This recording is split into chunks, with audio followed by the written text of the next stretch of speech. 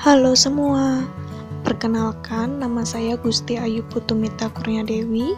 Saya mahasiswi Universitas Dianapura Bali, program studi Kesehatan Masyarakat. Pada kesempatan kali ini, saya akan menjelaskan tentang Brugia timori. Yang pertama, saya akan menjelaskan apa itu Brugia timori. Brugia timori merupakan salah satu jenis parasit yang sering menjadi endemik di sebagian wilayah Republik Indonesia. Penyakit yang disebabkan oleh Brugia timori dinamakan filariasis, atau oleh masyarakat awam, penyakit filariasis disebut juga dengan penyakit kaki gajah. Selanjutnya, morfologi Brugia timori. Pada kedua jenis kelamin, ujung anteriornya melebar pada kepalanya yang membulat.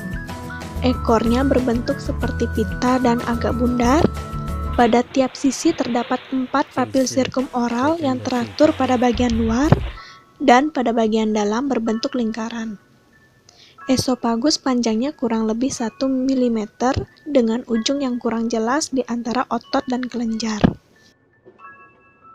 Pada cacing jantan, ekornya melengkung dengan 4-5 papila adanal terdiri atas subventral, sebuah preanal yang besar, serta 1 pasang posanal yang lebih kecil.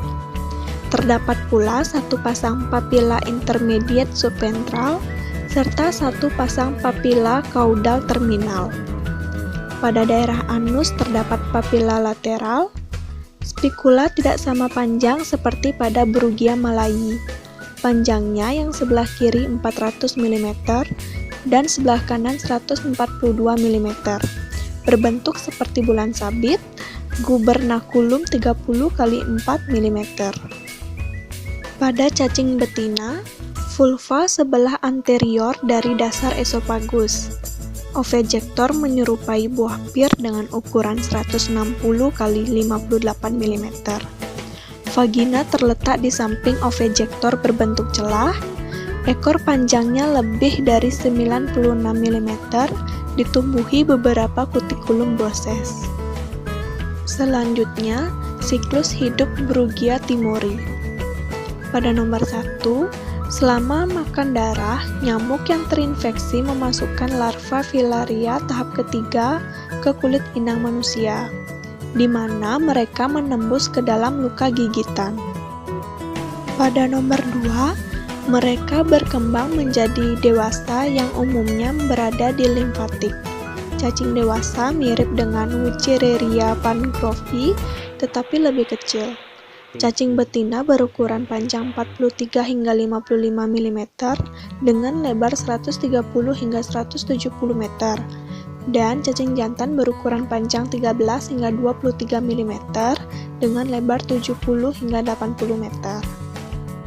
Pada nomor 3, cacing dewasa menghasilkan mikrofilaria berselubung, berukuran panjang 177 hingga 230 meter dan lebar 5 hingga 7 meter. Mikrofilaria bermigrasi ke getah bening dan memasuki aliran darah mencapai darah tepi. Pada nomor 4, nyamuk menelan mikrofilaria selama menghisap darah.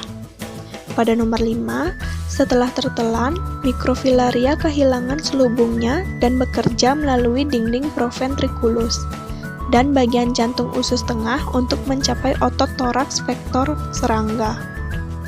Pada nomor 6, di sana mikrofilaria berkembang menjadi larva tahap pertama.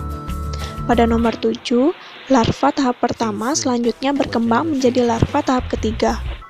Nomor 8, larva tahap ketiga bermigrasi melalui hemokol ke belalai nyamuk sampai makan darah berikutnya. Selanjutnya, patogenesis Brugia timori. Parasit masuk ke dalam tubuh melalui gigitan serangga vektor parasit, terutama nyamuk genus Aedes, Culex, atau Anobeles. Selama makan darah, vektor nyamuk meninggalkan atau menyimpan larva infeksi Brugia timori pada kulit inang manusia yang digigit. Larva infektif akhirnya memasuki inang melalui luka gigitan yang dibuat selama makan darah dan terutama ketika inang menggaruk tempat gigitan. Larva infektif menembus pembuluh limfatik dan kelenjar getah bening di mana mereka berkembang menjadi cacing jantan dan cacing betina dewasa. Cacing betina dewasa menghasilkan mikrofilaria yang masuk ke aliran darah. Cacing dewasa Brugia timori dapat hidup di dalam jaringan inang selama bertahun-tahun jika sistem kekebalan tidak membersihkan parasit dari tubuh. Selama makan darah lainnya, terutama di malam hari, mikrofilaria parasit diambil oleh vektor nyamuk dan mikrofilaria berkembang menjadi larva infektif di usus tengah vektor serangga, dari mana mereka mencapai belalai nyamuk sampai makan darah. Berikutnya ketika penularan ke inang manusia yang rentan terjadi. Selanjutnya pencegahan brugiasis.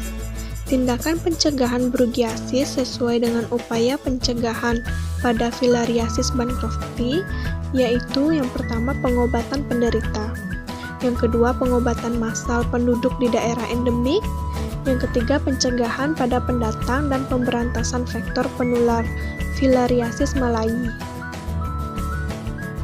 Sekian yang dapat saya sampaikan tentang Brugia timori. Semoga bermanfaat dan terima kasih.